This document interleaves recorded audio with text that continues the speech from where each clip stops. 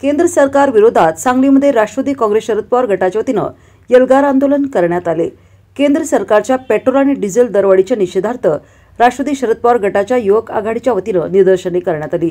शहरातल्या राष्ट्रवादी कार्यालयासमोर यावेळी केंद्र सरकारच्या विरोधात जोरदार घोषणाबाजी करत पेट्रोल आणि डिझेल दरवाढ रद्द करावी अशी मागणी यावेळी करण्यात आली। राष्ट्रवादी युवक तर्फे राष्ट्रवादी शरद पवार पक्ष या युवक तर्फे आज आंदोलन केलेलं आहे। आंदोलन करण्याचा मंच असा आहे की केंद्र सरकारने कच्चे तेल, पेट्रोल, डिझेल, गॅस वाढवल्याबद्दल त्यांचा जाहीर निषेध करत आहे। आमचे आदरणीय जयंत पाटील साहेब, आमचे प्रदेशाचे महबूबभाई शेख यांच्या नेतृत्वाखाली आंदोलन केलेलं आहे।